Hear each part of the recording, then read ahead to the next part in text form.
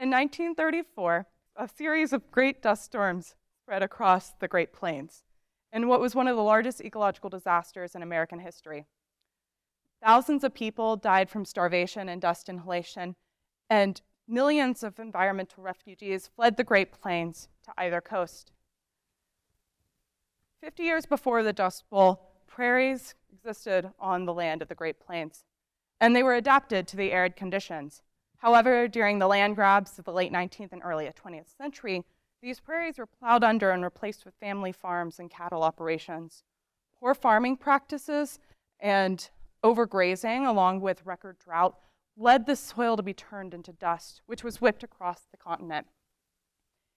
In recognition of the extreme harm that had been done to the soils during this time, Franklin D. Roosevelt sent a letter to state governors urging them to take soil conservation seriously, saying, "The nation that destroys its soil destroys itself." And if you haven't already, the exit's there, because we're about to talk more about soil.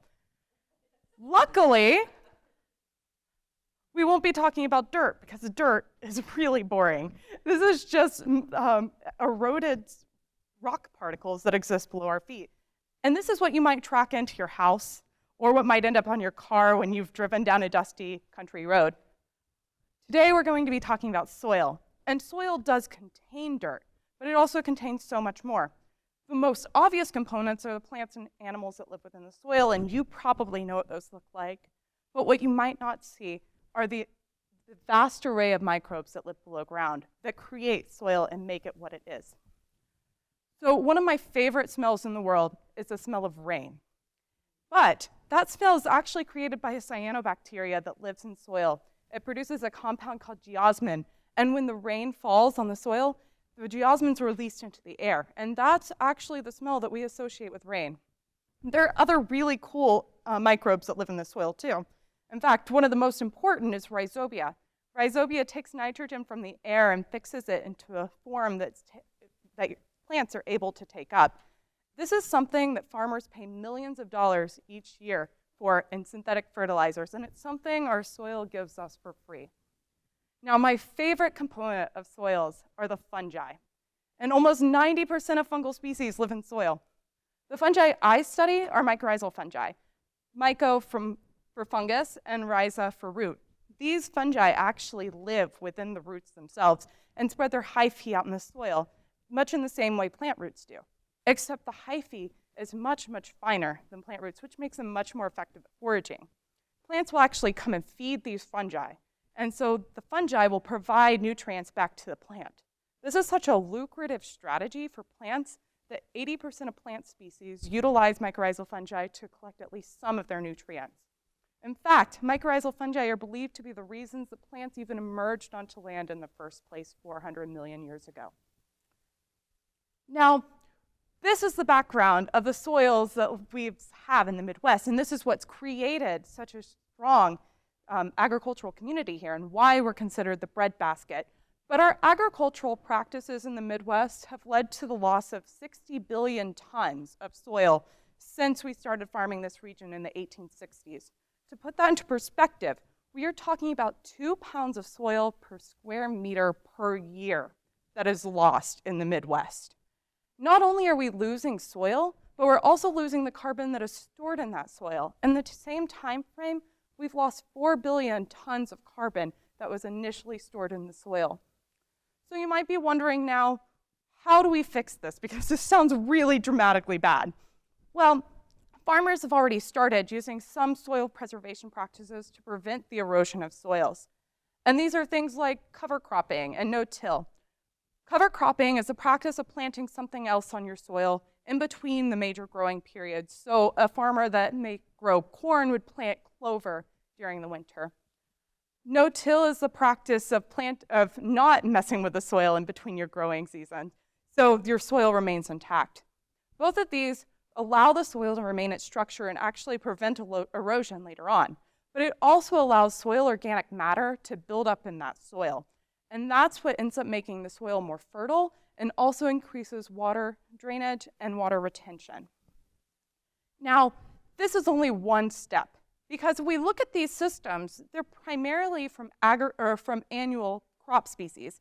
Now, if we take a look at our prairies, most of the prairie plants are actually perennials, meaning they come back year after year, and they're actually alive in the soil during the winter. So scientists have actually taken this message and tried to create an agricultural ecosystem that mimics more of the prairies. This is an example of annual wheat and perennial wheatgrass that's currently in development.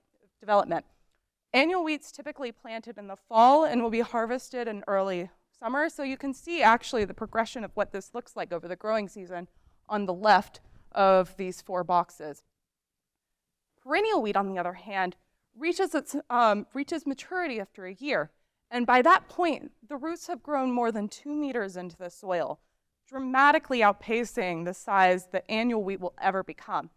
But you get to harvest this year after year, and you don't have to replant it.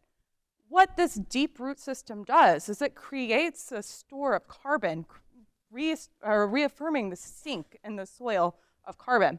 But it also creates an environment for microbes to actively live and to provide those benefits that we know we can get from soil. Now, we as scientists can continue to make these dramatic changes to our these dramatic findings to our agricultural systems, but we are never going to see widespread adoption until we change the policies that are currently in place in the agricultural ecosystems. Currently, most small American farmers do not make a profit year after year. And these are the farmers that would be most likely to adopt these sustainable practices. Not only that, but if they do find funding, the investment that it takes to create these regenerative systems is not reflected in the value of the land itself. Not only that, too, but if they're growing a specialty crop, they might be missing out on commodity crop pricing that the federal government subsidizes. So without changing how we operate in our federal government as far as how we provide subsidies to farmers, we might never actually see the changes of sustainable and regenerative farming. And I want to just talk about how important these changes are. We need to produce 60% more food by 2050 to feed the 10 billion people who will be on this planet. We already use half of our land, our habitable land, for food systems currently. So it's not feasible for us to extend that any further. So we need to be able to produce more food on less land. We also need to dramatically decrease our carbon footprint. And agriculture is a huge contributor to the carbon that's released every year. So as we start thinking about how we address these problems that we'll be facing in the next decade, we need to really think about how we need to change our agricultural systems. And that will end up starting from the ground up. Thank you.